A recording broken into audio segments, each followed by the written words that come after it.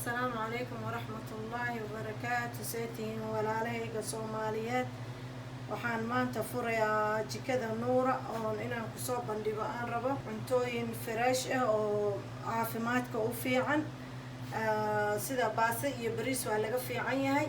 marka maanta aan bilaabaa jikada Nuura insha Allah. waxaan ku bilaabaa inta waxa ii yaala digaag oo hufsiyo oo xogaa yar kariye iyo biyaheeda. inta waxa ii taala basal, inta waxa ii yaala sanjabiil oo shiidan, inta waxa ii yaala بهارات oo مشاكل حواجي isku dardara, inta filfil aswad, inta waxa ii yaala huruud, inta cusbo waaye. markaan inta soo kaco inta waxa waaye bocor keeni oo Soomaali kanna bocor kale waaye laakiin inta kuusa laga dhahaa waana bocor.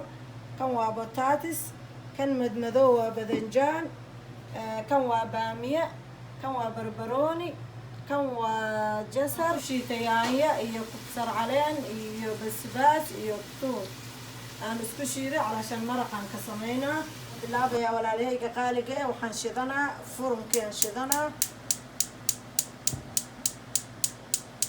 digsigaan saare ku shubaa saytuun saxada u fiican tahay. dab saare saytuun aan ku shubay waxaan ku shubahay basal laba xabo waaweyn. ani basashaan jeclahay lianno cuntada way macaaneysaa.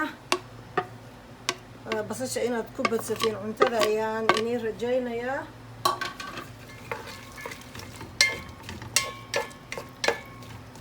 waan isku soo noqonaynaa. hadda aniga ayaan ku soo noqday basasha way ii karte. waxaan ku darsanaa digaagi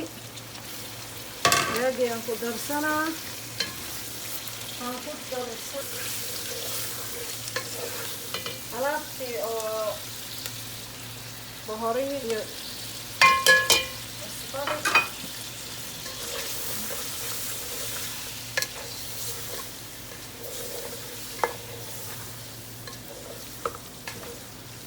hadda waxaan ku darsanaa bocorkeeni iyo batatis.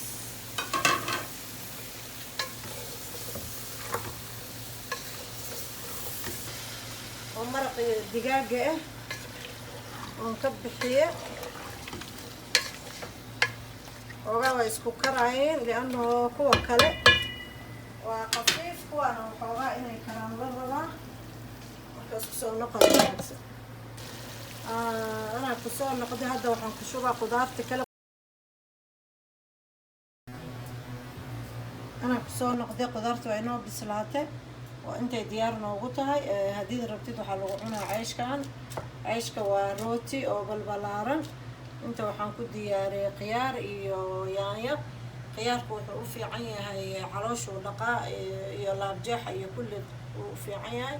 yaanyada waxay u fiican tahay basharada iyo kulli. intana bariisaan ku diyaariye qof kale oo bariisku ku cuno. intana ceeshka mooskana waa ka annaga Soomaaliya nahay cuntada moosaan ku cuno. waxaan inaga codsanayaa walaalahayga Soomaaliyeed inaad i garab qabatiin oo YouTube-ka lianno ani awal marra waay ma garanayay waxa aad igu fikradda aad igu dhaantiin inaad igu saacideen.